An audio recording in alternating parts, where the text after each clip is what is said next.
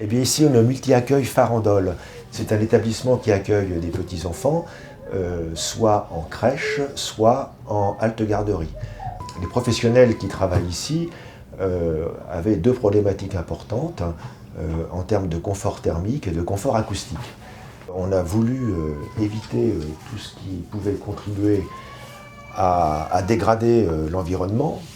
Par conséquent, on a quand même pris en compte cet aspect du confort thermique d'été pour les usagers en s'orientant vers un puits climatique associé à une VMC double flux. Le principe est le suivant, on prend de l'air à l'extérieur que l'on fait circuler dans des tuyauteries souterraines, environ 100 mètres, au cours un cheminement pendant lequel l'air se rafraîchit l'été, se réchauffe l'hiver. Alors un exemple, lorsqu'il fait 35 degrés dehors, nous arrivons à faire entrer de l'air dans ce bâtiment à 23 degrés. L'hiver, l'air qui sort des gaines est à une température d'environ 17-18 degrés. Donc nous avons un chauffage spécifique pour ce bâtiment qui lui est relié à la chaufferie centrale. Donc c'est un chauffage biomasse et là aussi vertueux. Alors l'isolation de ce bâtiment a été complète. Donc tout ce que nous avons fait ici en matière d'isolation et de production d'énergie a été soutenu par la métropole au titre du plan climat. Le puits climatique a été considéré comme une première expérience dans l'agglomération. Donc ici, pour répondre à la fois aux exigences climatiques et aux besoins de la structure, il a fallu investir 1 million d'euros. Alors on a pu tester cet été en conditions réelles l'apport d'un puits canadien climatique dans nos structures, puisqu'il y a eu un épisode de canicule dès cette année et il y en a même eu plusieurs. Donc on a eu la chance grâce à ce système d'avoir une température dans les locaux autour de 25-26 degrés dans la journée, et au plus fort de la canicule, quand dehors il faisait 40 degrés, on n'a pas dépassé les 29, donc on a pu garder la structure ouverte pendant toutes ces périodes de canicule, et s'il faisait chaud, c'était malgré tout nettement plus confortable qu'à l'extérieur et que dans beaucoup de maisons aujourd'hui.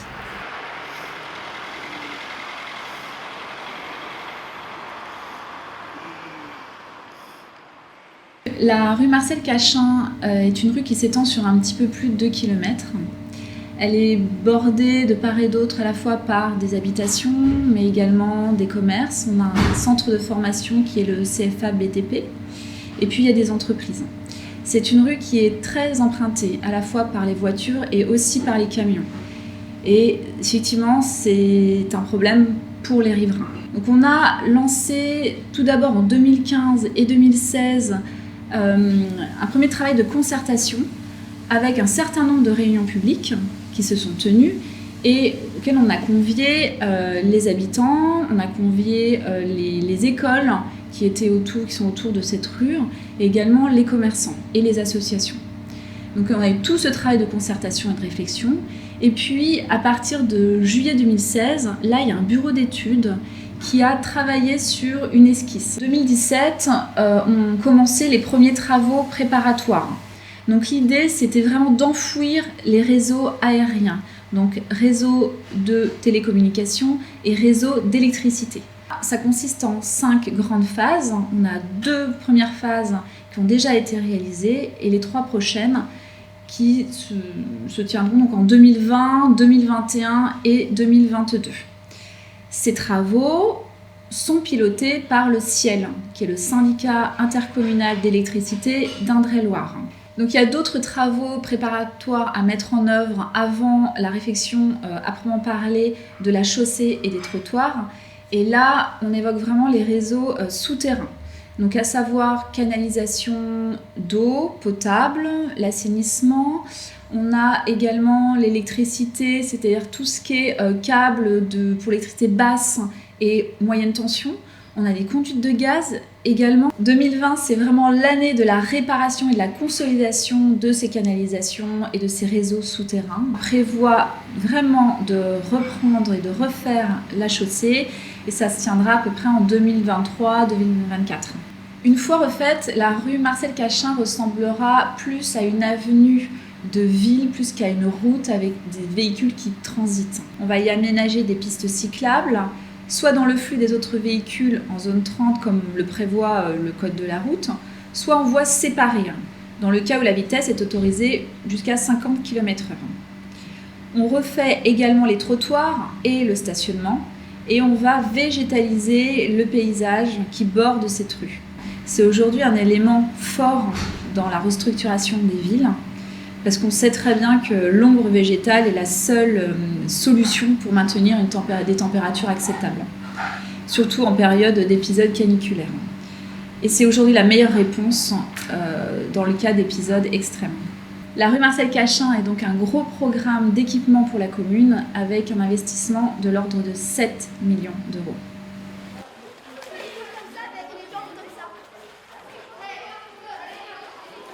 On est le 2e club au nombre d'adhérents sur la ville de Saint-Pierre-des-Corps, après le football. On est plus de 300 adhérents, de 6 ans environ jusqu'à 99 ans.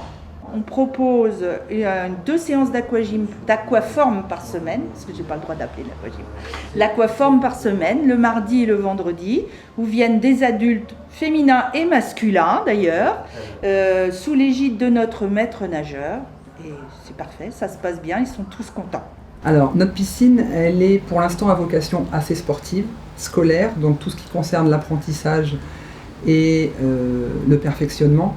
Mais les piscines à l'heure actuelle sont quand même beaucoup plus tournées vers de la santé, du bien-être, parce que ça concerne un public de 6 mois à 90 ans et que le côté bien-être et santé est très très important à l'heure actuelle.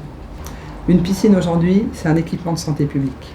Sur le plan de la santé publique, on aimerait axer des activités concernant les diabétiques, toutes les affections longue durée en traitement après de bien-être, les traitements post-cancer, les traitements pour les affections en pneumologie, en cardiologie. Et là, à l'heure actuelle, on ne peut pas le proposer par manque de place. Alors je dirais que c'est une piscine qui ne correspond plus aux besoins d'un club de natation. Ça fait presque une dizaine d'années que cette piscine n'est plus homologuée à cause de sa profondeur qui n'est pas... Comment est-ce que je vais dire ? Elle n'est pas assez profonde. Il y a deux écoles. Il y a les anciens qui viennent faire de l'aquaforme ou qui viennent faire du perfectionnement. Ils aiment bien un bassin où ça leur permet de poser les pieds par terre. Par contre, en tant qu'entraînement pour les enfants, c'est pas idéal parce que ils ont trop tendance à poser les pieds par terre et le but de la natation, c'est d'apprendre à nager d'un bout à l'autre sans s'arrêter, bien évidemment. Cette piscine a été beaucoup réparée depuis quelques années. On fait des réparations sur la pompe à chaleur, On est obligé de remettre beaucoup de sable dans le filtre qui nous sert à filtrer l'eau. Donc on est vraiment au bout de l'équipement. L'épée de Damoclès qui est au-dessus de notre tête, c'est la pompe à chaleur, parce qu'il y a un gaz qui l'a fait fonctionner qui n'est plus commercialisable, et donc on ne peut plus le trouver. Et en fait, si cette pompe à chaleur tombe en panne, on est obligé de fermer l'établissement. La piscine municipale de Saint-Pierre-des-Corps a fait l'objet d'une assistance à maîtrise d'ouvrage. 3 scénarios possibles. Il y a la possibilité de restructurer la piscine en partie, de conserver par exemple le petit bassin uniquement et de restructurer, et bien sûr de revenir sur l'existant des bâtiments qui sont vétustes. Il y a la possibilité éventuellement, ça avait été envisagé, de délocaliser complètement la piscine, de la mettre ailleurs, sur un autre site. Il y a aussi la possibilité de venir complètement démolir cette piscine et la refaire sur site existant, mais à neuf, totalement.